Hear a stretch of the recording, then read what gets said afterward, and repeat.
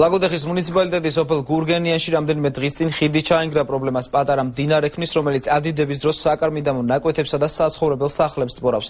მოსახლეობა ამბობს, რომ პრობლემის მოგვარების თხოვნით გამგეობას არაერთხელ მიმართეს, თუმცა დაპირებების მიუხედავად ჯერჯერობით არაფერი გაკეთებულა. სოფელ გურგენიაში რამდენიმე დღის წინ სამანქანო ხიდი ჩაინგრა და პატარა მდინარე, რომელზეც ხიდია აგებული, მოსახლეობას სერიოზულ პრობლემას უქმნის. მდინარე მოსახლეობის ეზოებსა და საკარმიდამო ნაკვეთებზე გადის. ადგილობრივები განსაკუთრებით იმ დროს სარალდებიან, როცა წყალი დიდდება და საცხოვრებელ სახლებს ტბორავს. კალაპოტი, საცამიდიო. ახლა სხვა მხრიდან ჩვენსკენ განმოუშვა. მთელი პოლი აგენ მოვიძანი და ნახე, შუახვილი არის. წელიწადში ორჯერ სამჯერ დიდება ეს წყალი.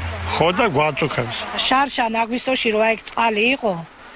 სახლებში ხო შემოგვივარდა. 112-ზე დავრეკეთ ხელხაზე. რამადაჯერ კაციშვილ მარავინ არ მომაქცია. 7 ბავშვი სახლში მყავდა. მაგისანა პრობლემებია ქალბატონო მთელ რაიონში და რა გიშველოთ. მოსახლეობამ დახმარების თხოვნით მუნიციპალიტეტის გამგეობას არაერთხელ მიმართა, თუმცა უშედეგოდ. აკაკი მომლაძე ამბობს, რომ პრობლემის მოგვარება ცენტრალურ ხელისუფლებასაც სთხოვეს, მაგრამ არაფერი გაკეთებულა. არაერთხელ მაგ დაწერილი განცხადება აქ გამგეობაში 4-ჯერ 5-ჯერ უარი მომივიდა. შემდეგ პრეზიდენტთანაც დავწერე, სააკაშვილთან 1-2-ჯერ ნიკოლაიშვილთანაც მაგ მოსული პასუხი, რომ უსახსრობის გამო ვერ ვაკეთებ ვერაფერს.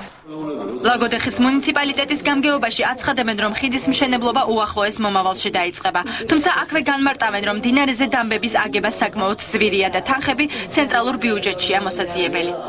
Გავუნახავთ თანხებს და უახლოეს საგროვოს დონეზე გავიტანთ საკითხს ხიდის რეაბილიტაციასთან დაკავშირებით. ხელის პრობლემას ვიცით, რა თქმა უნდა, ამ მდინარეზე გაბიონების მშენებლობა ძალიან დიდ თანხასთან არის დაკავშირებული. ეს ამის საშუალება ლაგოდეხის მუნიციპალიტეტს არ აქვს და თავის დახმარება საჭირო, რომ ეს პრობლემა მოგვარდეს.